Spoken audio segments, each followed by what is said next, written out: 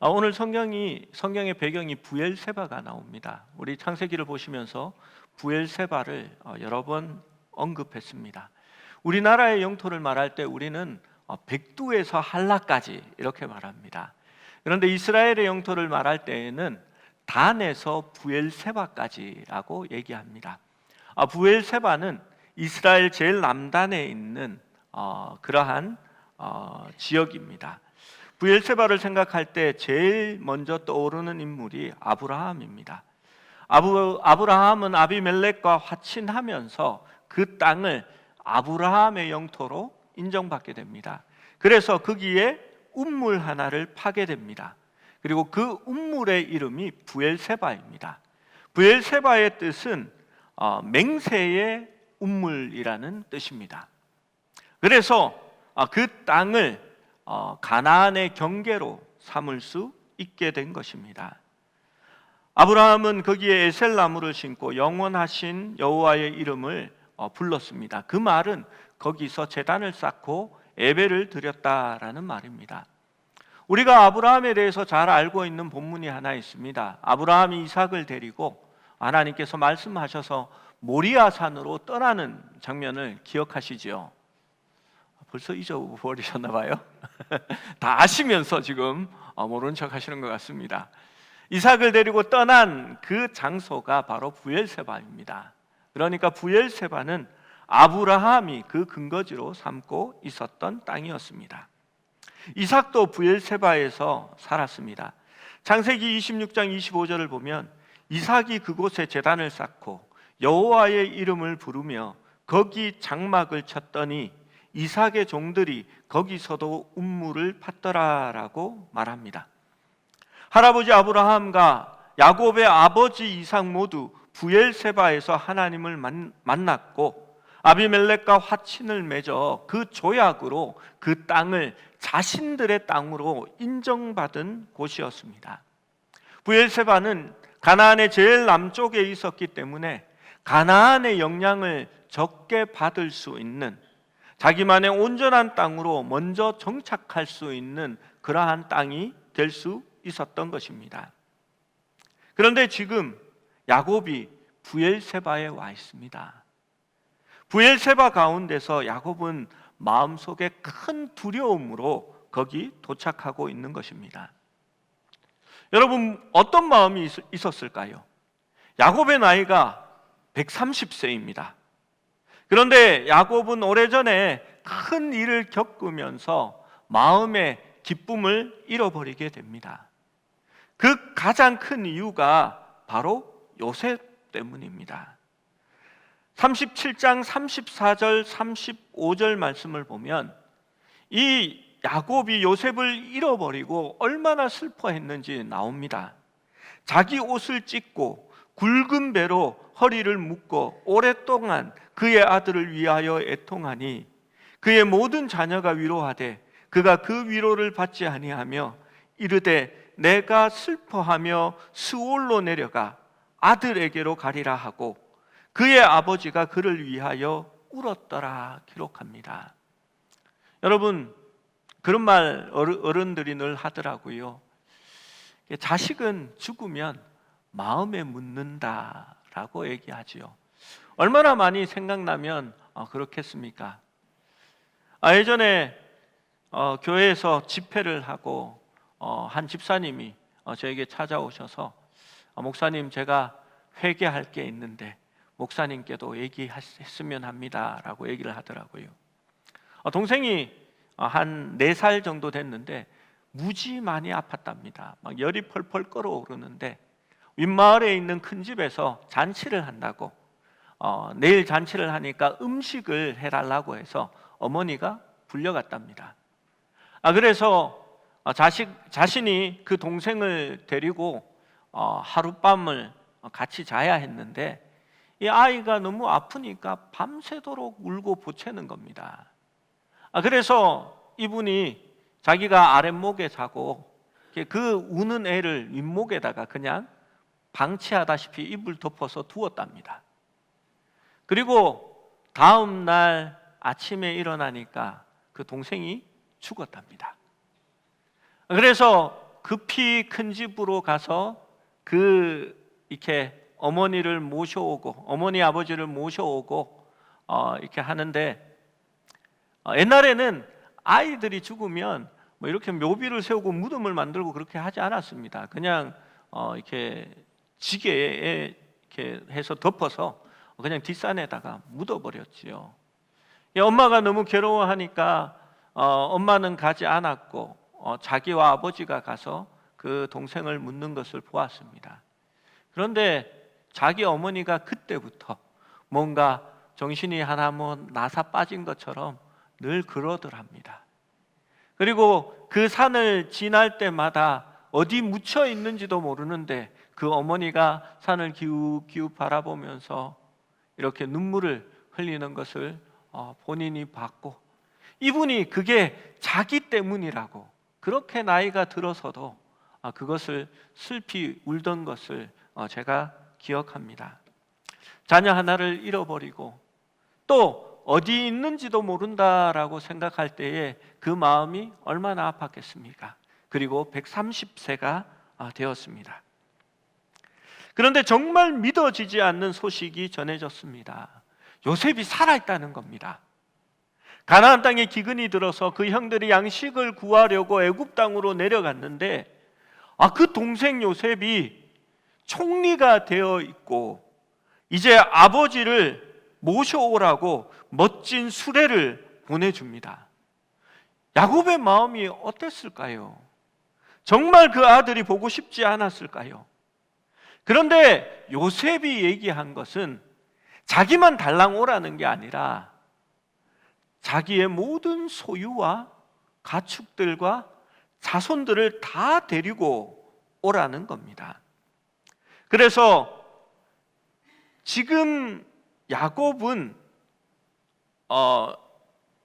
이 헤브론에 거하고 있었는데 그 헤브론에서 브엘세바까지 내려온 겁니다. 여러분, 이게 문제가 있습니다. 야곱이 마냥 그 마음에 좋은 것만 아니었다는 겁니다. 문제는 자기가 130살이나 되었으니까 이집트까지 내려가서 과연 그 아들을 만날 수 있을까라는 마음이 있었겠지요. 또 하나는 이제 브엘세바를 넘어서면 가나안의 경계를 넘어서는 겁니다. 여러분, 그냥 여행 삼아 이렇게 애굽으로 내려가서 그렇게 반가운 요셉을 만나고 양식도 잔뜩 실어서 돌아온다면 별로 그런 두려움이 없었을 것입니다. 그런데 야곱은 그 하나님이 허락하신 땅을 벗어난다는 것이 어떤 의미인지 자기의 인생을 통하여 잘 알고 있었습니다. 자기 조부, 믿음의 사람이었던 아브라함도 이 브엘세바를 떠나 흉년에 애굽으로 내려간 적이 있습니다. 그 애굽으로 내려갔다가 아내를 빼앗기고 창피를 당한 그러한 일이 있었습니다. 그 아버지 이삭도 흉년이 들어 가나안 땅을 떠났다가 어려움을 당한 적이 있습니다. 심지어 하나님께서는 이삭에게 그 땅을 떠나지 말라라는 말씀을 하시기도 했습니다. 26장 1절 2절 말씀을 보면 아브라함 때에 첫 흉년이 들었더니 그 땅에 또 흉년이 들었음에 이삭이 그랄로 가서 블레셋 왕 아비멜렉에게 이르렀더니 여호와께서 이삭에게 나타나 이르시되 애굽으로 내려가지 말고 내가 내게 지시하는 땅에 거주하라 라고 말씀하십니다. 또 야곱은 어떤 일을 겪었습니까? 자기의 욕심과 이기심으로 형에게 있는 것을 빼앗아 결국은 그 약속의 땅에서 떠나가게 됩니다. 이 야곱을 보면 참 안타깝습니다. 그 아브라함은 하나님의 말씀을 가지고 믿음으로 그 떠나왔던 그 땅을 이 야곱은 자기 욕심으로 다시 거꾸로 올라가는 겁니다. 아브라함이 나왔던 곳으로 다시 올라가 버린 거죠. 하나님 입장에서는 얼마나 답답하겠습니까? 기껏 아브라함에게 찾아가셔서 믿음을 독려하고 네가 나를 믿음으로 말미암아 내가 내게 지시할 땅 그 땅으로 가자 해서 정말 어렵게 그 아브라함을 데리고 브엘세바에 정착시켰는데 이 야곱이 자기 욕심을 채우기 위해서 결국은 다시 아브라함이 떠나온 곳으로 올라가 버린 겁니다. 그 길을 떠나면서 야곱도 베델에서 하나님 앞에 서원합니다. 하나님, 만약 내가 이 땅으로 다시 돌아오게만 해주신다면 내가 누웠던 이 땅에서 다시 내가 단을 쌓고 하나님을 예배하고 내가 가진 것의 10분의 1을 들여 하나님이 나의 하나님임을 증명하겠다라고 서원까지 했습니다. 그리고 그 아람 땅에서 얼마나 고생을 했고 갈등과 두려움을 가지고 다시 내려와야만 했습니다. 그 내려오는 길도 그렇게 순탄하지 않았습니다.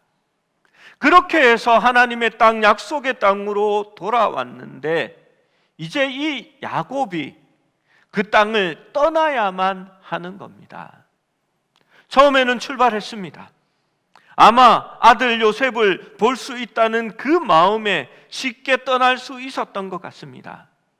그런데 이제 그 땅의 경계에 이른 것입니다. 이제 브엘세바만 넘으면 그 약속의 땅을 넘어서게 되는데 이 야곱의 마음 가운데 두려움이 있었던 겁니다. 야곱이 왜 두려워했습니까? 그 얘기가 어디에 있습니까? 있습니다. 왜냐하면 하나님께서 나타나셔서 야곱에게 두려워하지 말라라고 했기 때문입니다. 여러분이라면 어떻게 하시겠습니까? 인생에 큰 결정이 하나 있습니다. 어떻게 될지 앞날을 알지 못합니다. 확신이 서지 않습니다. 어느 것이 하나님의 뜻인지 잘 알지 못하겠습니다. 그리고 이제 마지막 그 땅에 도착하여 있습니다. 야곱은 거기에 멈추어 섭니다. 그리고 단을 쌓고 하나님 앞에 희생의 제물을 드립니다. 하나님 앞에 예배하였다라는 의미입니다. 하나님께서 그 밤 어두울 때에 야곱에게 오셔서 말씀하십니다. 수년 전 하나님은 베델에서 야곱에게 나타나셨던 것처럼 다시 이 야곱에게 찾아오셔서 그에게 언약을 주고 있는 것입니다. 그 언약은 처음 받을 때에 완전하게 받은 것이 아닙니다. 요즘은 계약서를 하나 쓰면요 얼마나 철저하게 하는지 모릅니다. 그래서 만약 지키지 않으면, 만약 어떻게 하면, 만약 그렇게 할 시는, 그리고 물건이 파손되면 이게 오지 않으면 많은 약관을 두고 합니다. 그래도 이렇게 탐탁치 않아서 나머지 미비한 상황은 뭐 이렇게 통상 조례에 따른다라는 구절까지 하나 넣어 놓습니다. 그런데 하나님의 언약은 믿음으로 그들에게 주어지고 그 언약이 갈수록 커지고 그 언약의 범위가 구체적으로 진행되는 것을 볼 수가 있습니다. 하나님이 예전에 야곱에게 찾아오셨던 것처럼 다시 야곱에게 찾아오십니다. 여러분, 우리가 기억해야 할 것은 야곱이 먼저 예배하고 그 밤에 하나님을 만났다는 사실입니다. 그가 하나님께로부터 언약을 받아서 하나님 앞에 예배한 것이 아니었습니다. 그 중요한 순간에 야곱은 먼저 하나님 앞에 예배 드릴 수 있었습니다. 모름지기 성도는 하나님 앞에서 예배를 통하여 그 길을 확정하는 것입니다. 예배는 사람의 시간과 공간에 하나님이 개입하시는 시간이며 사건입니다. 그래서 우리는 예배할 때에 마음을 다하고 뜻을 다하며 신령과 진정으로 하나님 앞에 나아가는 것입니다. 예배를 통하여 우리의 인생에 하나님의 약속이 보이기 시작하며 우리의 삶에 하나님이 주시는 담대함을, 확신을 가질 수 있게 되는 것입니다. 여러분, 삶이 어렵고 새롭게 시작하고 무언가 결정해야 할 때, 두려움이 있을 때 하나님 앞에 더 예배하기에 열심이어야 합니다. 그때에 우리가 하나님으로부터 오는 확신을 얻을 수 있기 때문입니다. 하나님께서는 야곱에게 찾아오셔서 두려워하지 말라라고 말합니다. 이 두려워하지 말라라는 그 말씀은 3절 4절에 얽혀진 4가지 상황에 대하여 다 두려워하지 말라라는 겁니다. 우리 3절 4절의 말씀을 같이 읽어봅니다. 3절 4절 시작. 하나님이 이르시되 나는 하나님이라 내 아버지의 하나님이니 애굽으로 내려가기를 두려워하지 말라. 내가 거기서 너로 큰 민족을 이루게 하리라. 내가 너와 함께 애굽으로 내려가겠고 반드시 너로 인하여 다시 올라올 것이며 요셉이 그 손으로 내 눈을 감기리라 하셨더라. 먼저 하나님은 자신이 하나님이다라고 밝힙니다. 성경 말씀에 보면 이 자신을 나타낼 때에 이삭에게는 거기서 내 아버지의 하나님이다라고 얘기했고요. 또 이 야곱에게는 내 아버지 이삭의 하나님이다라고 말합니다. 그리고 이 야곱을 안심시키게 됩니다.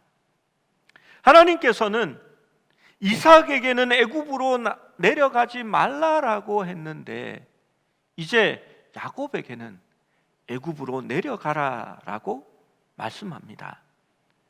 야곱에게 이제 애굽은 하나님이 야곱과 그 후손을 축복하고 그 야곱의 자식들을 한 민족으로 키워낼 장소로 삼으시는 겁니다.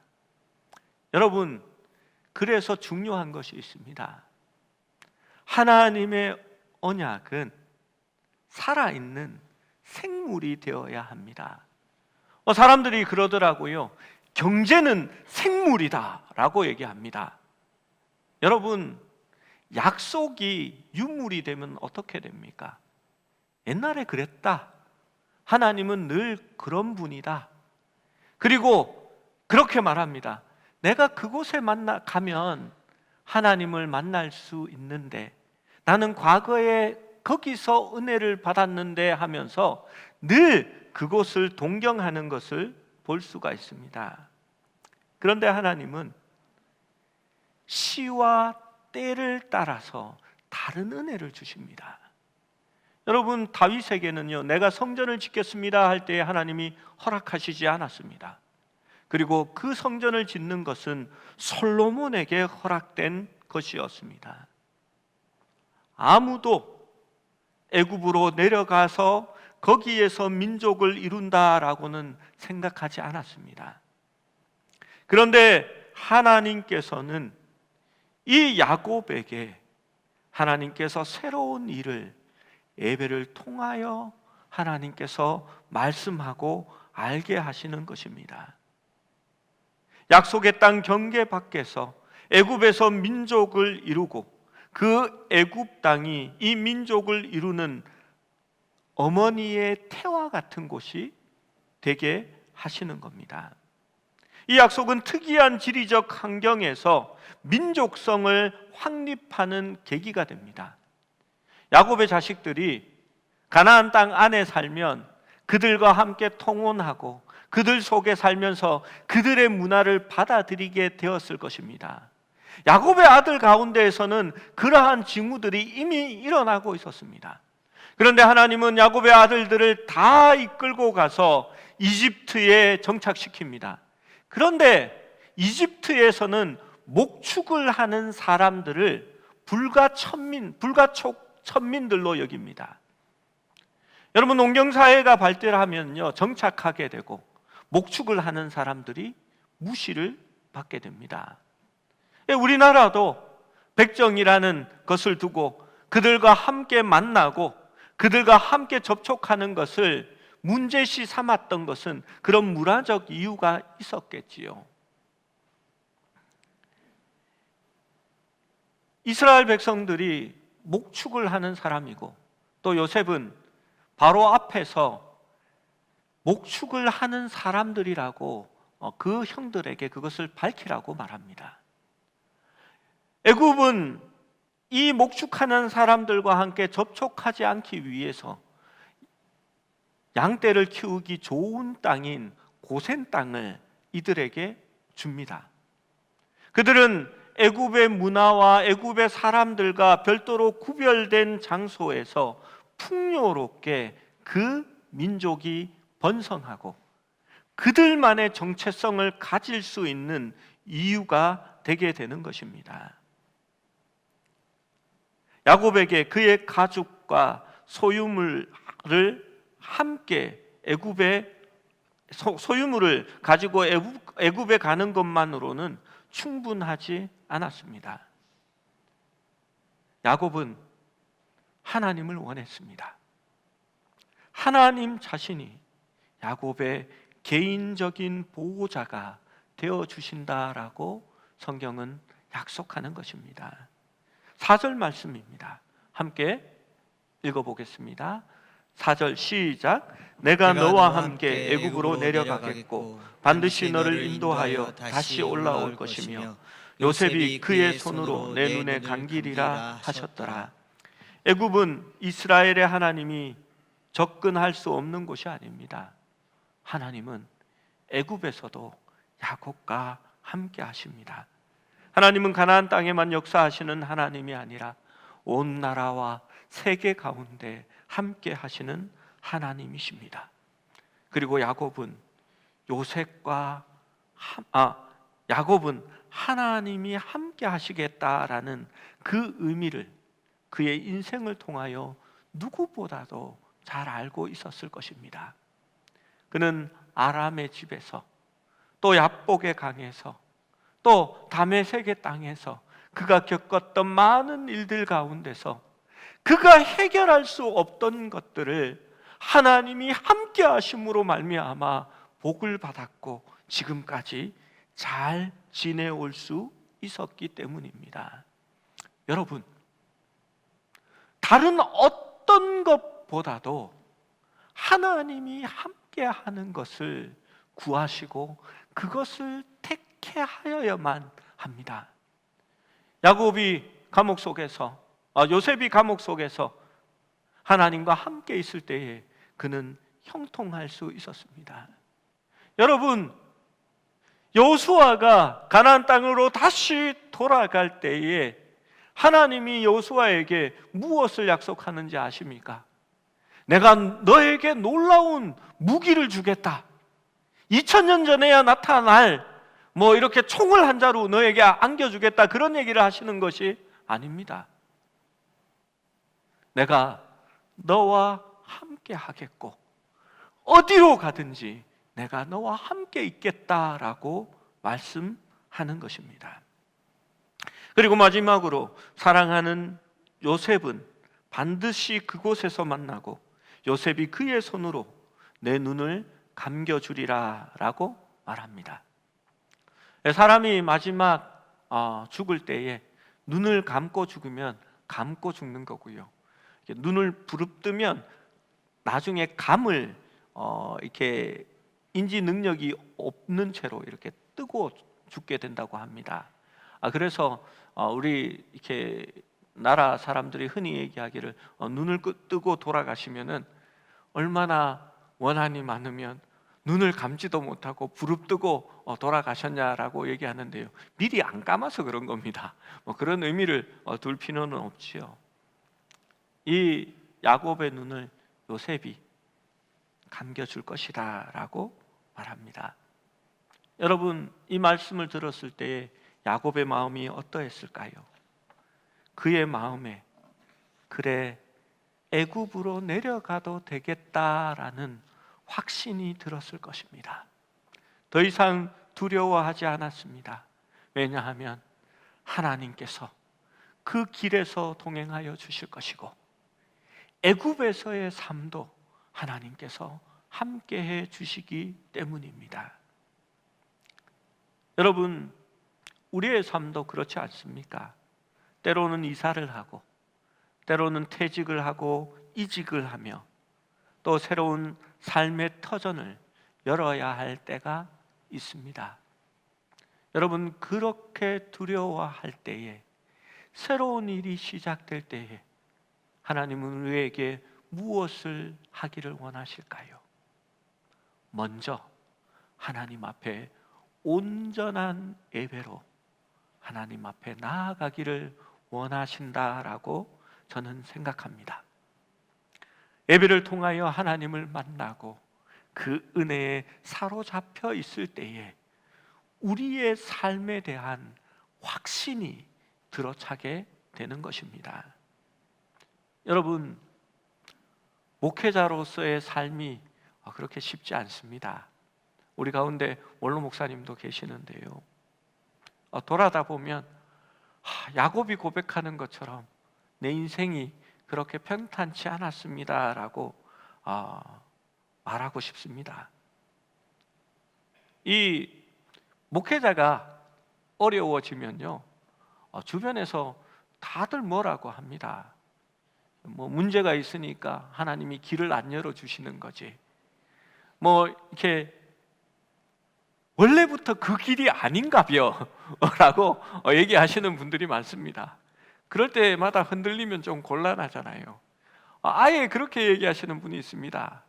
내가 이 잘 되는 사업을 다른 걸로 옮기려고 하는데 이건 내가 목사님께 맡길게요. 목사님이면 믿어볼 만해서 목사님이 사장하세요, 이런 분도 있습니다. 그래서 그때 이 길이 아닌가벼 하고 옮겨 갈 수도 있지 않겠습니까? 그런데요, 하나님 앞에 예배를 통하여 날마다 하나님을 만나면 내 삶에 확신이 있습니다.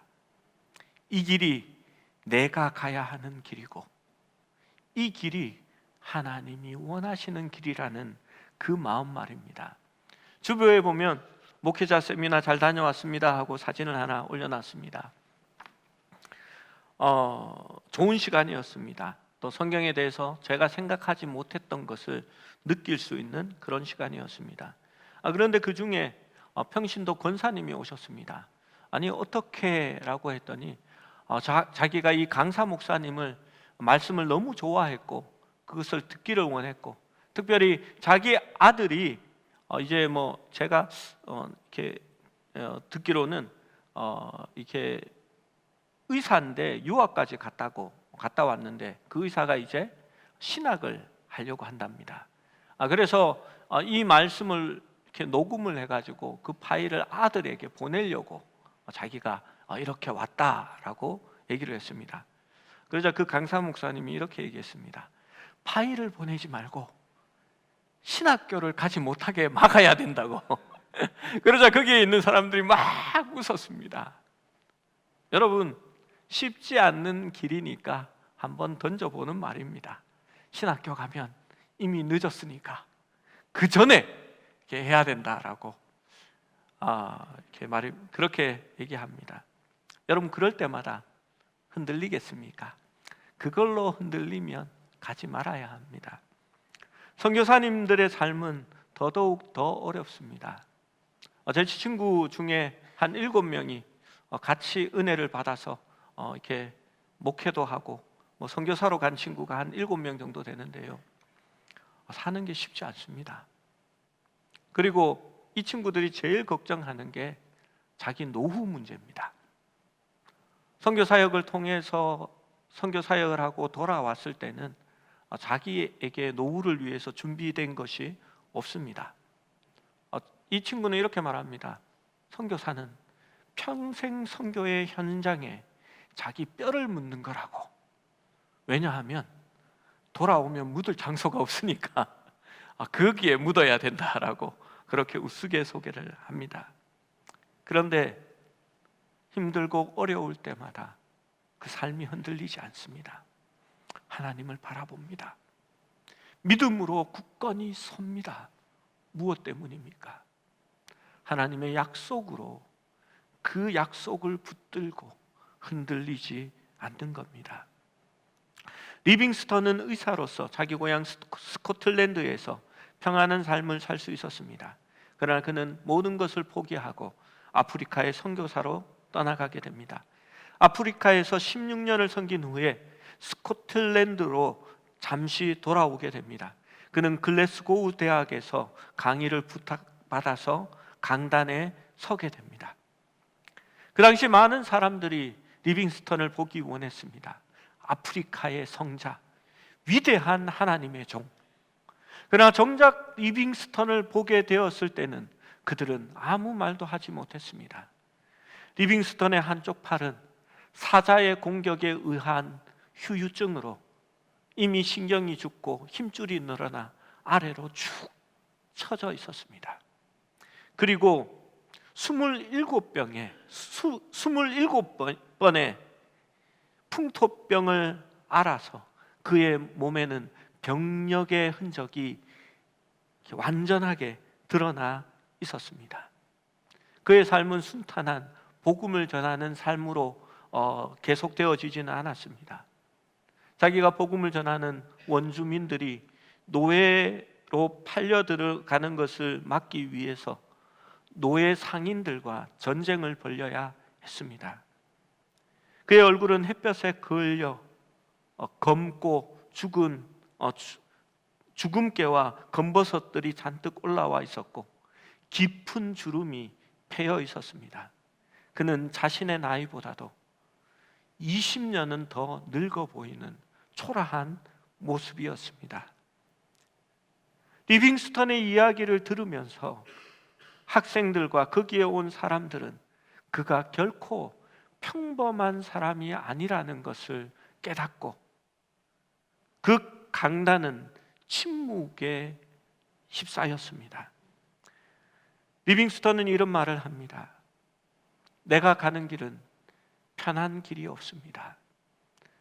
여러분은 나와 함께 사역하고 싶다고 그것으로 가는 가장 편한 길, 좋은 길을 알려달라고 말하지만 편한 길을 찾는 사람은 절대 이곳에 올 수 없습니다라고 말합니다. 그는 이러한 삶 속에서도 하나님이 나를 불렀고 자신을 사용하고 있다는 그 이유를 예배를 통하여 만나고 듣게 되는 하나님의 말씀 때문이라고 이야기했습니다. 그는 볼지어다 내가 세상 끝날까지 너희와 항상 함께 있으리라라는 그 말씀을 자기의 말씀으로 붙들고 다시 자신의 사역지를 향하여 흔들림 없이 나아가는 사람이었습니다. 사랑하는 여러분, 예배에 성공할 수 있어야 우리가 하나님 앞에 드리는 예배를 통하여 하나님의 약속을 붙들 수 있어야 흔들리지 않는 믿음의 삶을 살아갈 수 있게 되는 것입니다. 우리가 말하는 믿음은 나의 가능성을 믿는 것이 아니며 나의 힘을 믿는 것이 아니라 하나님의 가능성과 하나님의 힘을 믿는 것입니다. 하나님께는 불가능이 없습니다. 그러므로 자신을 믿는 사람이 두려움에 빠지고 또 하나님 앞에 온전히 서지 못할 때에 하나님을 믿는 사람은 능히 견디고 이기고 그 두려움을 극복할 수 있는 힘이 생기는 것입니다. 우리가 무슨 일을 결정할 때 또 우리의 앞날을 몰라 불안해할 때 그런 때가 있습니다. 여러분, 그때가 바로 예배에 집중할 수 있어야 하는 때입니다. 하나님은 예배를 통해 하나님의 뜻을 생각하게 하시고, 또 우리에게 하나님의 시기를 깨닫게 하시고, 또 하나님께서는 우리의 편에 우리와 함께하여 그 하나님의 약속을 다시 깨닫게 하시며 기억나게 해 주실 것입니다. 사랑하는 여러분, 함께 하나님께 예배하기를 원합니다. 바쁘고 힘들고 확신이 없을 때에 잠시 멈추어서서 하나님 앞에 더 깊이 예배하며 나아갈 수 있기를 원합니다. 그때에 우리는 하나님이 주시는 확신 가운데서 그의 음성을 따라 하나님과 함께 동행하는 사람이 되어질 것입니다.